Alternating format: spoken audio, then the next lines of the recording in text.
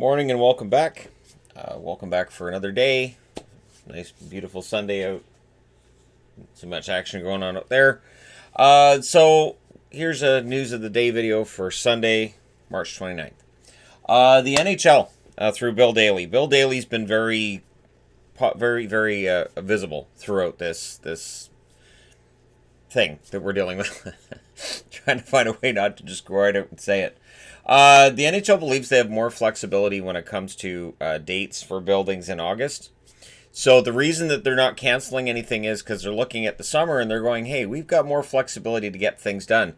And you want to know how ambitious they are? They're talking about a full finish of the regular season and playoffs.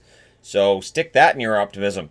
And you know what? Optimism's not a bad thing right now. It isn't. When you're dealing with absolute, complete, and total stress all the time, it's not healthy. And so that's and I can say that as somebody who's had that life where you're just stressed from when you wake up until you go to sleep. Yeah, no, you end up sick a lot. So, optimism is good. I like the optimism side of things. I believe that August. Basically the way this works is simple. If we're all doing what we're supposed to do right now, that shortens this down. Like this need for everything to be just canceled. We can just everybody stay still. Everybody just do what you're supposed to do. Then this definitely makes it easier. And healthcare professionals will agree that that's the best cause as well, because they don't want to see us in the ER. No doctors can be like, oh man, I'm so glad you're in the hospital today. It's not a thing. Now, again, on with the optimism news and good news. Connor Bedard, 15 years of age, number 1 draft pick for the Regina St. Pats, or the Regina Pats. They're not the St. Pats anymore. They're just Regina Pats. 7th player to get exceptional status to play more than 5 games at 15 years of age. At 15 years of age, you can play a maximum of 5 games for your CHL team, whether it's WHL, OHL, or QMJHL. Believe he's the first one in the Western Hockey League to get exceptional status. And it is noteworthy now, one of the guys who had that exceptional status was Sean Day. And by the time the draft rolled around, Sean Day's stock had dropped. However, John Tavares, Aaron Ekblad, and Connor McDavid are among the 6 others who've had exceptional status. So this is kind of big. It's kind of big, and so we'll see what happens with this kid if Bedard is the number 1 draft pick in 2023. That's 3 years from now, so that's a long way down the road. But hey, it's never too early to talk about a kid who gets exceptional status. Meaning, yep, even though you're younger than everybody else, you get to go out there and play. And it can create number 1 draft picks. Broberg, prospect of the Edmonton Oilers. They think he should have another season in the Swedish League. They like his development there. They don't want to brush him over. Now, they do expect him in their training camp this fall and to get a good look at him, but they're expecting him to end up going back to the SHL and develop his game a little further. So they like how Broberg's developing, and they don't want to rush it. And who are these Oilers? Right? And this is the Ken Holland effect, where he's going, yeah, I'm not bringing anybody in before they're ready. Good. That's something that he did during the most successful seasons for Detroit. The fact that Edmonton's following down that road is a good thing. There are 20 teams reportedly interested, or more than 20 teams reportedly interested, depending on which report you read. I've seen 20. I've seen more than 20. A lot of teams, more than half the league is interested. I think we can all agree on that. In 25-year-old Alexander Barabanov out of the KHL. So, again, we'll see what happens here. And when you got a guy coming out of the KHL as a free agent, of course, you can sign him for cheap. And it can be a real lifesaver when it comes to your salary cap. So I'm going to go out on a limb and say Toronto's in on this.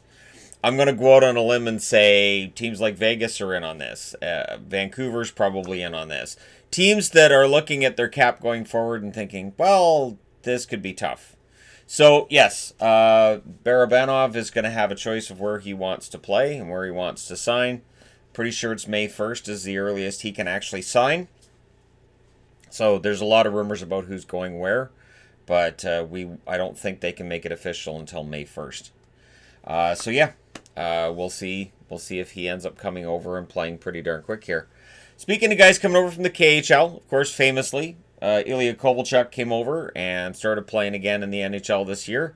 And if you're curious, he wants to stick around for at least another year or two. And the article I was reading said he has 876 career points. So if he plays 2 more years, he shouldn't have a problem getting to 1,000 points. I like the optimism. Again, I love the optimism. I don't know. But yeah, Kovalchuk wants to stick around and prove he still has it. And I don't think he'll have a problem finding somebody who'll sign him to a contract. It's a matter of how much money is he going to want? Or is he still going to be willing to take that less money in order to prove himself? So as long as he's willing to take the less money to prove himself, we'll see if Toronto lines up. Again, why not? If you've got a team that's got a cap issue and you can bring in a veteran and he's willing to play for less money, why not? Now, this is not a surprise. Belmont Park construction has been stopped. The New York Islanders' new building. Now, construction in Vancouver was shut down. I think it was a couple days ago. Construction's being shut down everywhere. Again, while we're doing this distancing from one another, there are certain areas that we look at and go, that's a lot of people. And a construction site can easily be that's a lot of people. And you're not always able to keep a certain distance. So if one person on a construction site gets ill, falls ill, that can scuttle the whole operation. So that's very likely what's going on here. Is it's a matter of just, for safety reasons, we're going to close this down right now. Now, whether or not this ends up pushing back certain projects, for instance, we still have plans on an August holiday. We'll see what happens with that. But we still have plans for an August holiday, and by then they were supposed to have this whole new land constructed in Disney. And I don't know that necessarily happens now. Because, again, construction areas are being closed down. A lot of things are just closed right now. So we're all just kind of having to hang tight.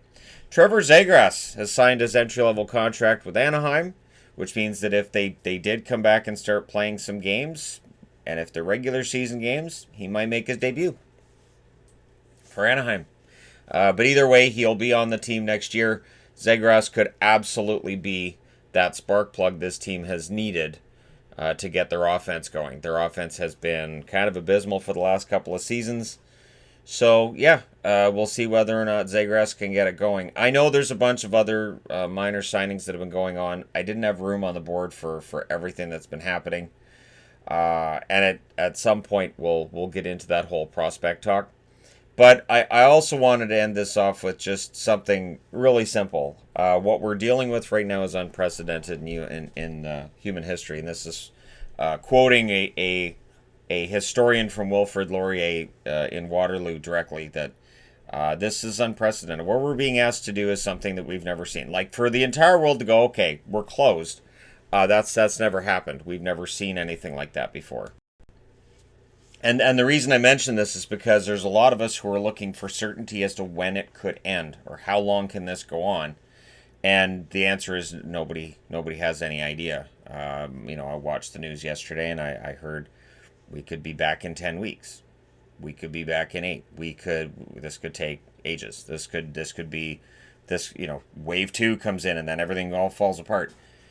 We are in an absolutely unprecedented state of things. There is no way around that.